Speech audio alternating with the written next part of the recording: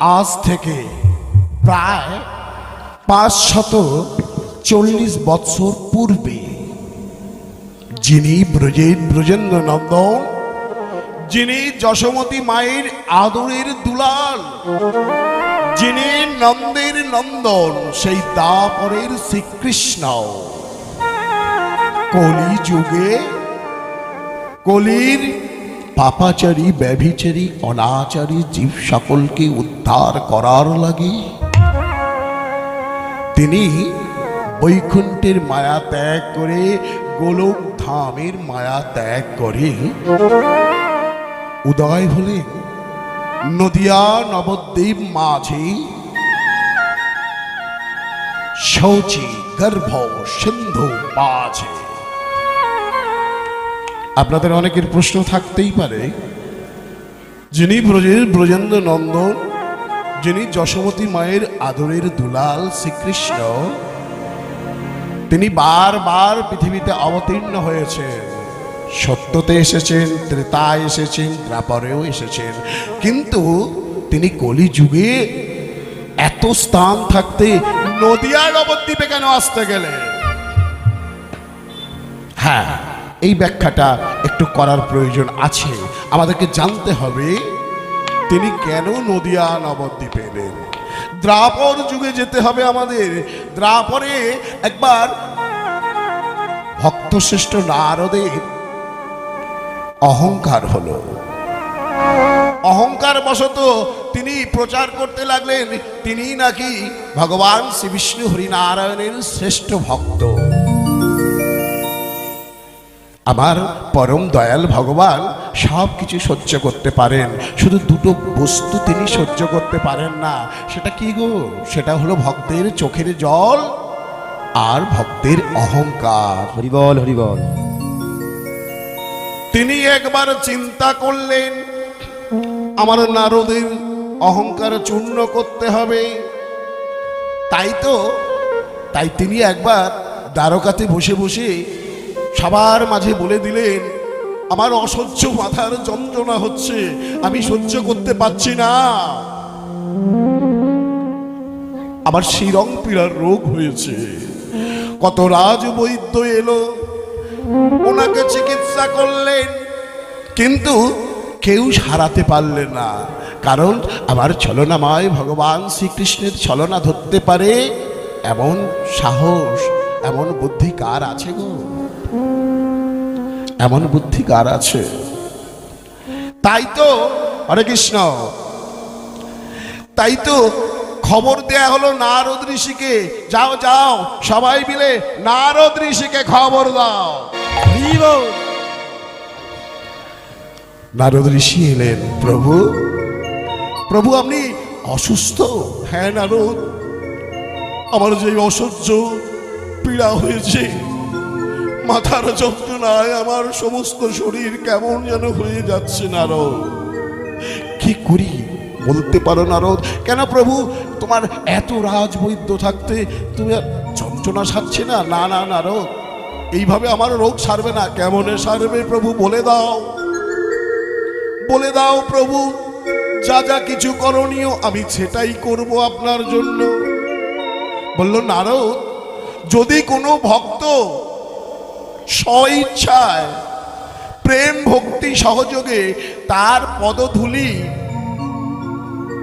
আমার মস্তকে দিতে পারে সে, বা তুমি যদি তার পদধূলি এনে আমার মস্তকে দিতে পারো, তাহলে আমার শিরং পীড়া রোগ সেরে যাবে। চমকে বলল না, প্রভু এটা কি কি কথা বলছো? কোন ভক্ত কি কোনোদিন ভগবানের মাথায় পদধূলি দেবে? না না, দেবে না প্রভু। হ্যাঁ নারদ, যদি এটা করতে পারো তবেই আমার শিরং পীড়া রোগ সারবে। বেশ, নারদ বলল, প্রভু পৃথিবীতে তো তোমার অসংখ্য অসংখ্য ভক্ত রয়েছে, আমি এখনই যাব আর গিয়ে কোনো না কোনো ভক্তের থেকে আমি পদধূলি নিয়ে চলে আসব। বেশ, যাও যাও নারদ, তাড়াতাড়ি যাও। নারদ চলে গেল। প্রথমে গেল কোথায়? ব্রহ্মলোকে। ব্রহ্মলোকে গিয়ে ব্রহ্মদেবকে বলে, ওহে ব্রহ্মদেব, তুমি দাও দাও পদধূলি। কেন? তারপরের শ্রীকৃষ্ণের শিরং পীড়া হয়েছে, এই পদধূলি তুমি যদি দাও ভগবানের মাথায় দেব, আর ভগবানের শিরং পীড়া রোগ সেরে যাবে। ব্রহ্মা বলে বলল, নারদ, সারা বিশ্ব ব্রহ্মাণ্ড ঘুরে ঘুরে তোমার মাথার ঠিক নেই। আমি সদা সর্বদা যার নাম গান করছি, আমি তাকে কোনোদিন আমার পদধূলি দিতে পারি কি? আমি দিতে পারবো না। বেশ, তোমায় দিতে হবে না, আমি যাব শিবলোকে দেবাদিদেব মহাদেবের কাছে। ওম নমঃ শিবায়, ওম নমঃ শিবায়, ওম নমঃ শিবায়, ওম নমঃ শিবায়, ওম নমঃ শিবায়, ওম নমঃ শিবায়, ওম নমঃ শিবায়, ওম নমঃ শিবায়। চলে এলো কৈলাসে, দেবাদিদেব মহাদেবকে বলে, ওহে ভোলানাথ, দাও দাও তোমার পদধূলি, যে পদধূলি নিয়ে আমি স্বয়ং শ্রীকৃষ্ণের মাথায় দিয়ে দেব, ওনার শিরং পীড়ার রোগ সেরে যাবে। বলল, নারদ, তোমার মাথার গন্ডগোল এসে গেছে। তুমি দিন রাত এই এখানে সেখানে ঘুরে ঘুরে তুমি ভুলে গেছো যার নাম গান শ্রবণ করার জন্য আমি শ্মশানে গিয়ে অন্তত বসে থাকি। দিবারাত্রি যার নাম গান করি, তাকে কি আমি আমার চরণ ধুলি দিতে পারি? তাই নারদ, আমি আমার চরণ ধুলি দিতে পারবো না। Har Har bomb bomb, Har Har, Har Har bomb bomb, Har Har, Har Har bomb bomb, Har Har, Har Har bomb bomb, Har Har. ওম নমঃ শিবায়, ওম নমঃ শিবায়, ওম নমঃ শিবায়, ওম নমঃ শিবায়। নারদ, আমি দিতে পারবো না, আমার পদধূলি দেওয়া কোনো মতেই সম্ভব নয়, তুমি অন্য কারোর কাছে যাও। বেশ, ভোলেনাথ, তোমায় দিতে হবে না। আরো অনেক ভক্ত আছে, গেল ইন্দ্রলোকে, ইন্দ্রদেবও দিল না, গেল যমলোকে, যমলোকও দিল না। যমলোকের দেবতা তিনি বলছেন, আমি বৈষ্ণব হতে পারি, কিন্তু আমি কেমন ভাবে দেব? তারা তুমি বলতে পারো আমার দ্বারা সম্ভব নয়, তুমি মর্তে বরং ফিরে যাও। মর্তের মানুষ আলাভোলা, মর্তের মানুষকে ভুলিয়ে কোনো না কোনো ভক্তের চরণধূলি তুমি পেয়ে যাবে। নারদ চলে এলো কোথায়? মন খারাপ করে সোজা একদম বৃন্দাবনে। বৃন্দাবনে গিয়ে নারদ ক্লান্ত হয়ে পড়েছে, একটা বটবৃক্ষের তলদেশে বসে আছে। বটবৃক্ষের তলদেশে বসে বসে নারদ চিন্তা করছে, আমার প্রভুর কি তাহলে শিরং পীড়া রোগ সারবে না? সেই সময় ওই রাস্তা দিয়ে যাচ্ছে গোপীগণ, বৃন্দাবনের ব্রজের গোপীগণ যাচ্ছে। বলছে, নারদ, তুমি কেন এভাবে বসে বসে চিন্তা করো? বলো বলো নারদ, তোমার কি হয়েছে?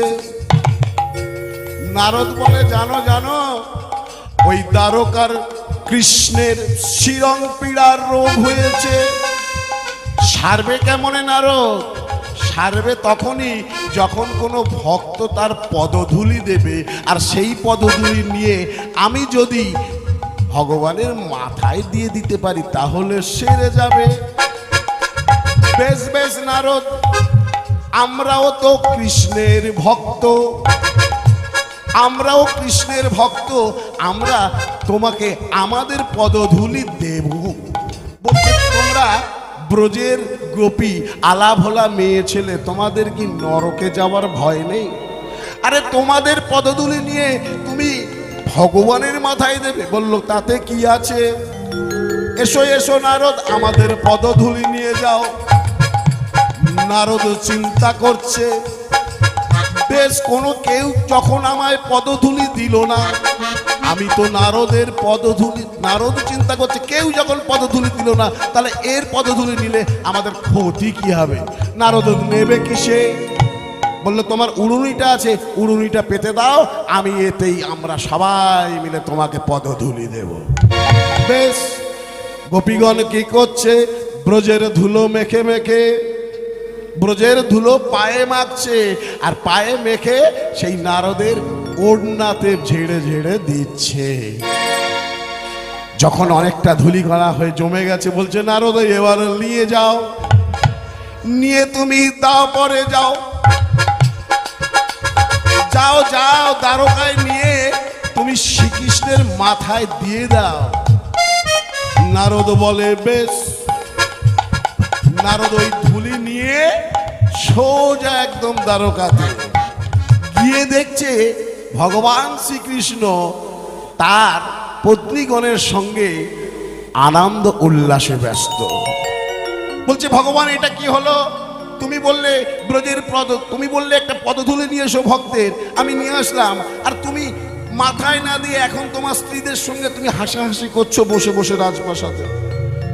বলছে হে নারদ, শোনো শোনো, তোমার যে অহংকার হয়েছিল, তুমি যে অনেক বড় আমার ভক্ত, কিন্তু তুমি তো পদধূলি দিলে না। কারা দিল? যারা বলে আমরা অনেক অনেক বড় বৈষ্ণব, সেই দেবতাগণ তো দিল না। কারা দিল? ওই ব্রজের গোপীগণ নরকের ভয় না করে তারা দিল। আর যখনই তারা তোমার উড়ানিতে ওই ব্রজের ধুলি দিয়ে দিল, তখনই আমার শিরং পীড়া রোগ শেষ হয়ে গেছে। বলছে ভগবান তাহলে এই ধুলি নিয়ে কি করব? বলছে এই ধুলি নিয়ে কি করবে জানো? নারদ উড়ায়ে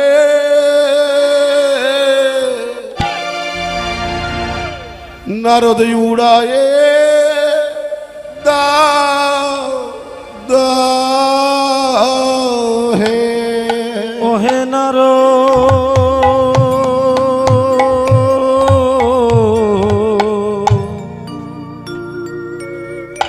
উড়ায়ে দাও হে। এই ব্রজের ধুলি গোপীগণে পদ রেণু নারদ উড়ায়ে দাও দাও হে। গোপীগণে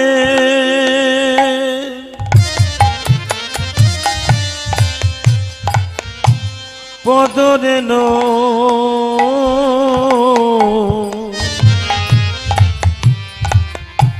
উড়ায়ে দাও হে। নারদ উড়ায়ে দাও দাও হে। গোপীগণে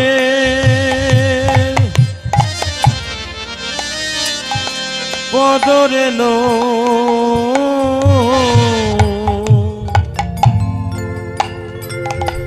উড়ায়ে দাও হে। দেবর্ষি নারদ বললেন প্রভু তাহলে এই ধূলিকণা নিয়ে আমি উড়াই দিচ্ছি। বলছে শুধু শুধু ওড়ালে হবে না, তিনবার নারায়ণ নারায়ণ বলে কোনো ফাঁকা জায়গায় নিয়ে গিয়ে উড়ায় দাও। নারদ তাই কি করছে? ওই গোপীগণের পদরেণু পদধূলি নিয়ে একটা ফাঁকা জায়গায় এসছে, এসে নারায়ণ নারায়ণ নারায়ণ বলে উড়ায় দিয়েছে। ওই পদরেণু তখন উঠতে উঠতে যাচ্ছে, গিয়ে চলে যাচ্ছে অনেক অনেক দূরে। প্রথম দিকে তাহলে আওয়াজটা বাড়লো না কেন? ভক্ত তো বাড়েনি, ভক্ত যা আছে তাই আছে, আওয়াজটা বেড়েছে। ব্যাপারটা কি হচ্ছে জানেন? ব্যাপারটা হলো যে মনে করুন আপনার বাড়িতে কোনো সাধু গুরু ব্রাহ্মণ বৈষ্ণব বা কোনো ভিখারি ভিক্ষা করতে এসেছে। সে যদি এসে বলে হরি বল, এই সঙ্গে সঙ্গে পকেটে হাত চলে গেছে। না না, মোবাইল না, পকেটের ভেতরে কাজ চলছে। মানে গোনাগুনি চলছে, বড়টা দেব না ছোটটা দেব, তাই না? ঠিক তেমনই বারবার তিনবার বলো শ্রীকৃষ্ণ চৈতন্য মহাপ্রভু কি জয়। খুব সুন্দর হয়েছে। নদিয়া নবদ্বীপ মাঝে আপনাদের এই জয়ধ্বনি পৌঁছেই গেছে।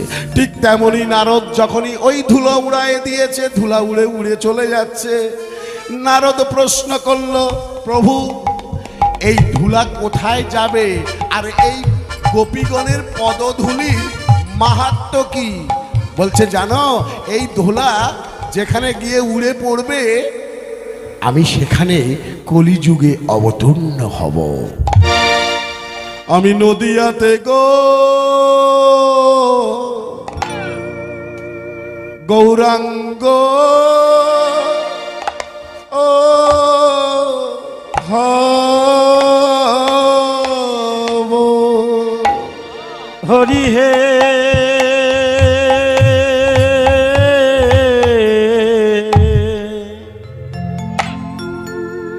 আমি নদিয়াতে গো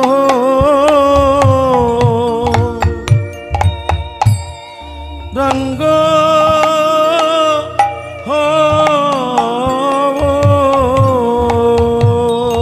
আমি নদিয়াতে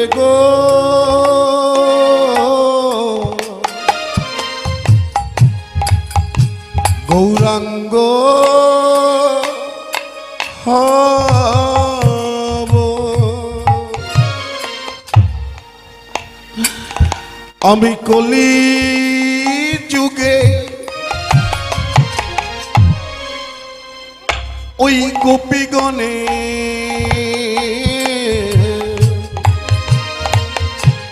গোপীগণের পদরেণু যেথায়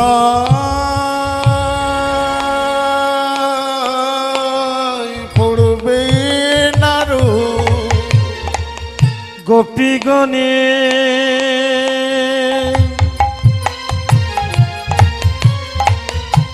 পদরেণু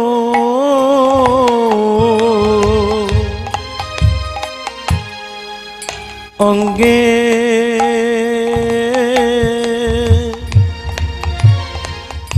অঙ্গে মাকিব। বেশ বেশ প্রভু, বুঝতে পারলাম যেথায় এই গোপীগণের পদরেণু পড়বে তুমি জন্ম নেবে সেথায় কলিযুগে, কিন্তু সেখানে গিয়ে কি করবে? আমি রাধা রাধা বলে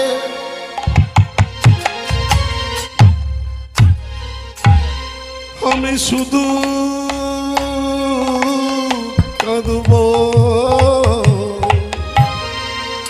আমি নদিয়াতে গৌরাঙ্গ ও ও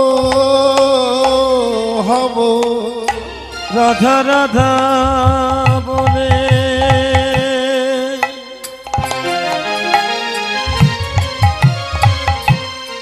কেঁদে বেড়াব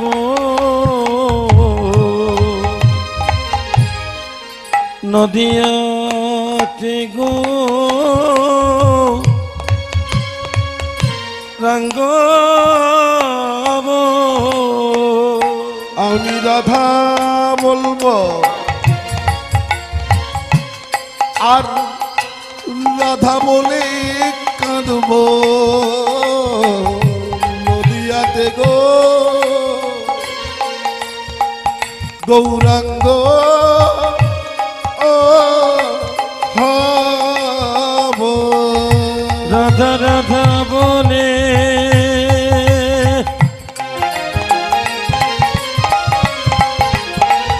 কেঁদে বেড়াবো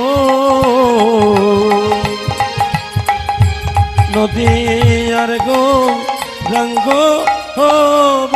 আমি নিজে কাঁদবো, সবাইকে কাঁদাবো। নদিয়ার গৌরাঙ্গ আমি রাধা রাধা রাধা বলবো। নদিয়ার গৌরাঙ্গ আমি পদরেণু অঙ্গে মাগবো।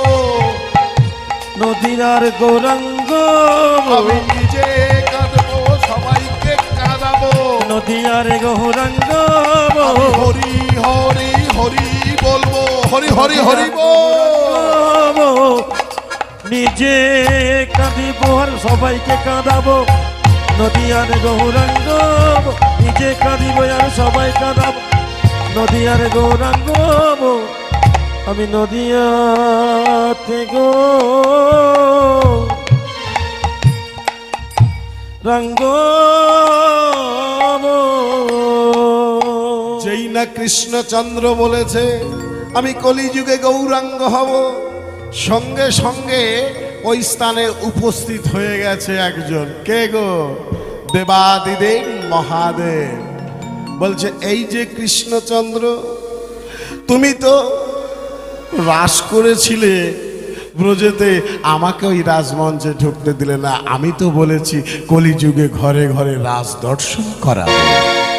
তাহলে তুমি যদি কলিযুগে যাও, আমি কি ঘরে বসে থাকবো? আমার কি হবে? বলাই ছুটে এসেছে দাদা বলাই, বলছে কৃষ্ণ তুই যদি যাস কলিযুগে, তাহলে আমায় কি হব একবার বলে দে। বলছে দাদা চিন্তা নেই, আমি সবার জন্য একটা করে নতুন আধার কার্ড করে রেখেছি। কি করে রেখেছি? দাদা তুমি দাপরের বলাই, দাদা তুমি হবে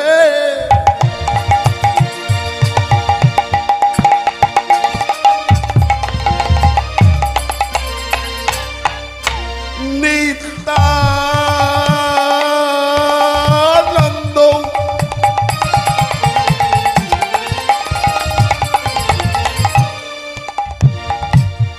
ভোলানাথ হবে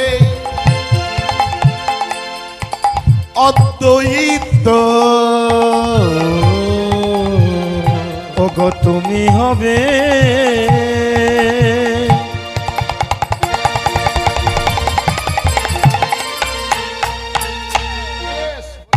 নিত্যানন্দ।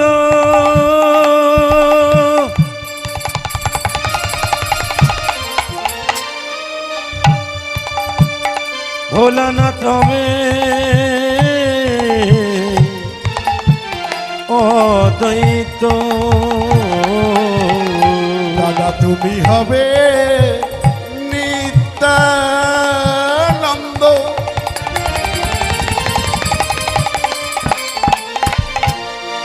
হরি নাম দেবে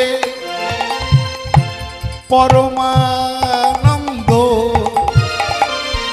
ওগো তুমি হবে নিত্যানন্দ।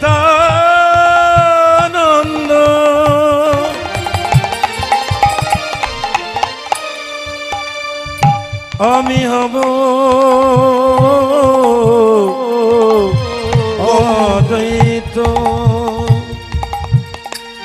ওই ভোলানাথের আধার কার্ড তৈরি হয়ে গেল, আর দাদা বলাইয়ের আধার কার্ড তৈরি হয়ে গেল। সঙ্গে সঙ্গে ব্রহ্মলোক থেকে ব্রহ্মদেবে চলে এসেছে, বলছে ও ঠাকুর আমার তাহলে কি হবে? বলছে তুমি গরু চুরি করেছিলে। বলছে প্রভু আর বলো না, লজ্জা দিও না, তুমি বলো না আমার কি হবে। বলো তুমি লাইনে দাঁড়াও। দুজন সখী চলে এসেছে। কে গো? ললিতা আর বিশাখা। বললো আমরা এত কিছু তোমাকে সহযোগিতা করলাম, রাধারানীর সঙ্গে প্রেম করার সময় আমাদের কোনো ভূমিকা থাকবে না? বললো হ্যাঁ থাকবে তো। বিশাখা তুমি হবে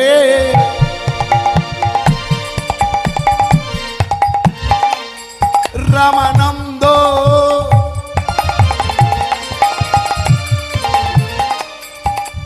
আমার শ্রীকৃষ্ণ চৈতন্য মহাপ্রভু যখন পুরীর জগন্নাথ মন্দিরে পুরীর দিক গিয়ে যিনি যে লীলা করেছিলেন, এই গম্ভীরায় যখন ছিলেন দুজন ছিল, ডাইনে আর বামে। একজন কে? রায় রামানন্দ। আর একজনকে এই যে রায় রামানন্দ, উনি হলেন বিশাখা। বিশাখা তুমি হবে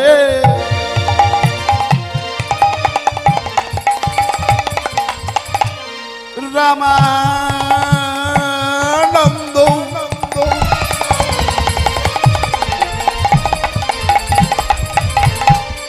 ললিতা হবে ওই মুখরা সখী, ললিতা হবে দামোদর।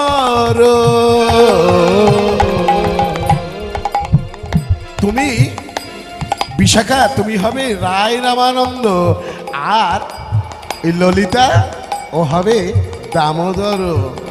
সঙ্গে সঙ্গে নারদ ঋষি বলে উঠল, আমার কি তাহলে কলিযুগে কোনো ঠাঁই নেই? বলে আছে, ব্রহ্মা হবে, ওগো ব্রহ্মা হবে ঠাকুর হরিদাস,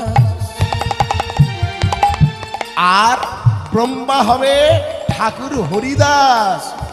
তুমি হবে নারদ, তুমি হবে নারদ, পণ্ডিত শিবা।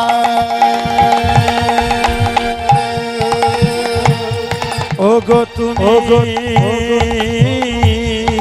হবে রায়, পণ্ডিত শিবা। দাদা তুমি হবে নিত্যানন্দ,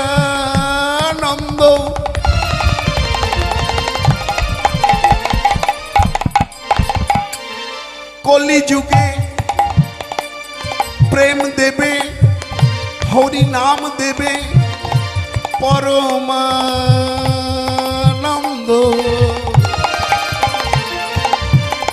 ভোলানাথ হবে,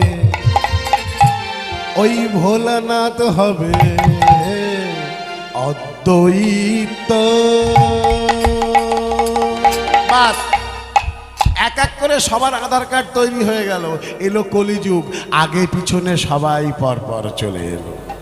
সেই আজ থেকে 540 বছর পূর্বেই নদিয়া নবদ্বীপ মাঝে যিনি ব্রজের ব্রজেন্দ্র নন্দন, যিনি যশোমতী মায়ের আদরের দুলাল নন্দের নন্দন শ্রীকৃষ্ণ, তিনি আমাদের মতো পাপাচারী, ব্যভিচারী, অনাচারী জীব সকলকে উদ্ধার করার লাগি উদয় হলেন জগন্নাথ মিশ্রের গৃহে নদিয়া নবদ্বীপ মাঝে, শৌচি গর্ভ সিন্ধু মাঝে।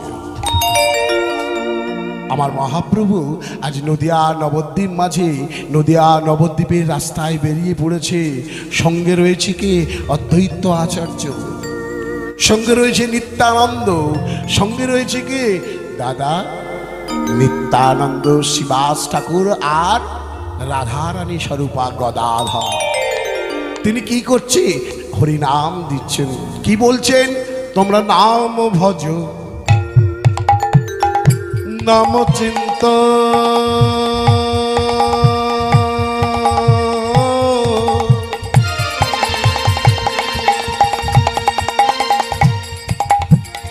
হরি নাম করো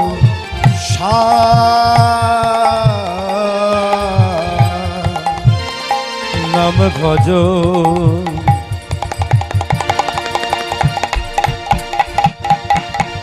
নাম চিন্ত,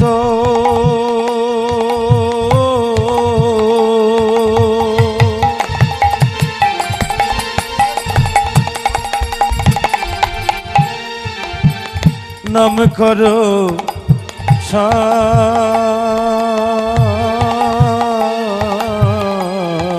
হরি নাম বিনা,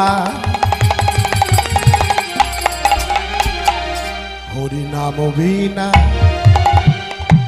এই কলিযুগে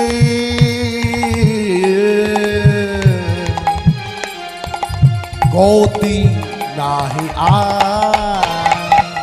নাম বিনা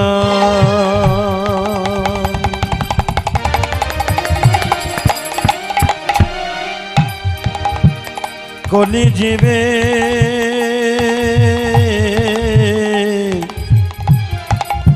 গতি নাহি আমার মহাপ্রভু শিবাসঙ্গনে দাঁড়িয়ে বললেন কি? হরের নাম হরের নাম হরের নাম ইব কেবলম, হরের নাম হরের নাম হরের নাম ইব কেবলম, কলু নাস্তব্য নাস্তব্য নাস্তব্য গতিরন্যথা। হরিব তিনি 3 বার বললেন নাস্তেব্য নাস্তেব্য নাস্তেব্য। এই কথাটা তিনবার কেন উচ্চারণ করলেন? তিনি বললেন কলি যুগে হরি নাম ছাড়া কোনো গতি নাই, গতি নাই, গতি নাই। সত্য, ত্রেতা, দ্বাপর, কলি, চারটে যুগ বাবা। সত্য যুগেও মানুষ ভগবানকে পেয়েছে, তবে অনেক কষ্ট করে পেয়েছে। তারা অক্লান্ত পরিশ্রম করেছে, তারা ধ্যান করেছে, তারা তপস্যা করেছে। একদিন দুদিন নয়, 1 বছর 2 বছর নয়, শয়ে শয়ে বছরে তারা জপ তপ তপস্যা করেছে, তবে তারা ভগবানকে পেয়েছে। কলিযুগেরও মানুষ তপস্যা করে, কেউ কেউ চোখ বন্ধ করে ওই গুরু মন্ত্র জপ করে। 5 মিনিট জপ না করতে করতে ও তাতেই চোখ বন্ধ হয়ে যায়। সত্যযুগের মানুষ তারা পেয়েছিল কি? তারা লক্ষ বৎসর আয়ু পেয়েছিল, তাই তারা অত সময় ধরে তপস্যা করতে পেরেছিল। কিন্তু আমরা হতভাগা কলির মানব, মাত্র 100 বৎসর আয়ু, কিন্তু 100 বৎসর কেউ যাচ্ছে না, তার আগেই হরিবোল হরিবোল করে চলে যাচ্ছে। তাহলে আমরা তপস্যা করতে পারবো না। ত্রেতার মানুষ যাগযজ্ঞ, দাপরে করেছে পূজা পাঠ। আমাদের কলিযুগে কোনোটাতেই ফল ফলবে না। না আমরা তপস্যা করতে পারবো, না আমাদের যাগযজ্ঞে, না আমাদের পূজা পাঠে কোনো ফল হবে। আপনারা বলবেন কেন তাহলে পূজা পাঠে ফল হবে না? হ্যাঁ হচ্ছে, তবে খুব কম। কারণ কি জানেন? যিনি আপনার বাড়িতে মনে করুন কালী পূজা হচ্ছে, আপনার বাড়িতে কালী পূজা হচ্ছে, একটা মহাযজ্ঞ হবে সেখানে। যিনি যজ্ঞ করাচ্ছেন আর যিনি যজ্ঞ করছেন, মানে বাড়ির মালিক আর পুরোহিত, এ দুটোর কোনোটাই ঠিক নেই। আমি কিন্তু এটা বলছি না যে কোনো পুরোহিত মশাই নেই, এটা বলছি না। হ্যাঁ পুরোহিত আছে, তবে কলিযুগে সংখ্যায় ব্রাহ্মণের ব্রাহ্মণত্ব কমে গেছে। কেন একটু বলে যাই, এখনো নিষ্ঠাবান ব্রাহ্মণ আছেন, এখনো নিষ্ঠাবান পুরোহিত আছেন, এখনো নিষ্ঠাবান গুরু, এখনো নিষ্ঠাবান বৈষ্ণব অবশ্যই আছেন।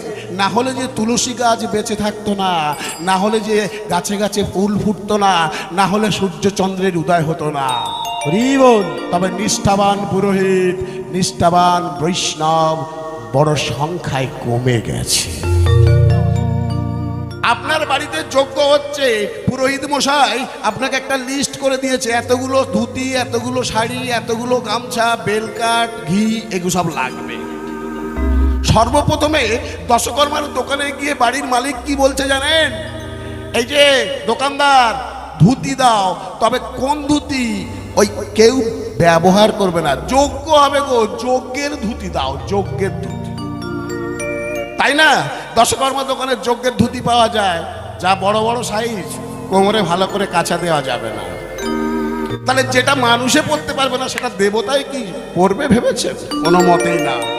বললো গামছা দাও, তবে যজ্ঞে ব্যবহার হবে সেই গামছা দাও। কত বড় সাইজ এবারে বুঝে নিন। বেশ, বেলকার লাগবে, কুলকার লাগবে, আর লাগবে কি? প্রধানত ঘি। তো ঘি, এই যে ঘি আছে আছে গো। কত করে? 4000 টাকা কেজি। আরে বাবা, আমার বাড়িতে যজ্ঞ হবে, 4000 টাকা? 100 টাকা কেজি ঘি আছে। ওই 150 টাকা কেজি। না না, 100 টাকা কিলো হবে কি? আমি 20 কিলো নেব। হবে হবে হবে। ব্যাস, ওই 100 টাকা কিলো ঘি নিয়ে আসছে, যজ্ঞ হবে। ওই যজ্ঞ কুণ্ডে এত ধোঁয়া উড়বে, মানুষের চোখ দিয়ে জল পড়ে যাবে। তাহলে কি দেবতা ওখানে থাকবে? বর্তমানে কলিযুগের বেশিরভাগ ব্রাহ্মণ, আমি বলছি না যে সব ব্রাহ্মণের কথা বলছি না, কিন্তু বেশিরভাগ ব্রাহ্মণ কি করে? বিভিন্ন প্রকার অখাদ্য কুখাদ্য গ্রহণ করে, নেশাভানও করে। কিছু কিছু ব্রাহ্মণ আছে। তাহলে ওই সব ব্রাহ্মণের মুখ থেকে যখন বেদ বাক্য মন্ত্র উচ্চারিত হবে, ওই মন্ত্রের কোনো ফল ফলবে কি? ফলবে না। তবে হ্যাঁ, নিষ্ঠাবান পুরোহিত এখনো আছেন, তাদেরকে দিয়ে যদি আপনি যজ্ঞ করান, তাদেরকে দিয়ে যদি মন্ত্র উচ্চারণ করান, অবশ্যই সেটা সঠিক কর্ম হবে। যিনি বাড়িতে যজ্ঞ করছেন তিনি কি করেন? মিথ্যা কথা বলেন, অসৎ উপায়ে উপার্জন করেন। তাহলে ওই অসৎ উপায়ে উপার্জিত অর্থে যদি সেই যোগ্য হয়, তার ফল ফলবে না। তাহলে কি করতে হবে? কলিযুগে উদ্ধারের একমাত্র উপায় কি? হরের নাম কেবলা। হরে নামৈব নামৈব নামৈব কেবল কলৌ নাস্তেব্য নাস্তেব্য নাস্তেব্য গতিরন্যথা। কলিযুগে উদ্ধারের একমাত্র পন্থা হলো হরে কৃষ্ণ মহামন্ত্র জপ। আমার মহাপ্রভু বলে দিলেন শিবা সঙ্গম থেকে সবাই মিলে যখনই সময় পাবে, কেউ যদি তোমার সঙ্গ না দেয়, অন্তত একা তুমি হরিনাম করার চেষ্টা করো। তাই আজকে আমরা এই মহতি হরিবাসরে যখন উপস্থিত হয়েছি, সবাই মিলে একবার ভগবানের নাম গান করব। হরি হরায় নম কৃষ্ণ যাদবায় নম। হরি হরায় নম কৃষ্ণ যাদবায় নম। হরি হরায় নম কৃষ্ণ যাদবায় নম। হরি হরায় নম কৃষ্ণ যাদবায় নম। আবার যাদবায় মাধবায় কেশবায় নম। যাদবায় মাধবায় কেশবায় নম। আবার যাদবায় মাধবায় কেশবায় নম। যাদবায় মাধবায় কেশবায় নম। গোপাল গোবিন্দ রাম শ্রী মধুসূদন। গোপাল গোবিন্দ নাম শ্রী মধুসূদন। সবাই করে করতালি দিচ্ছে, কিন্তু একটা বিষয় আমি বুঝতে পারছি না। আমার একমাত্র পুত্র, আমি কিন্তু লীলায় প্রবেশ করে গিয়েছি গৌরচন্দ্রিকার মাধ্যমেই, সেটা নিশ্চয়ই আপনারা বুঝতে পারছেন এবার।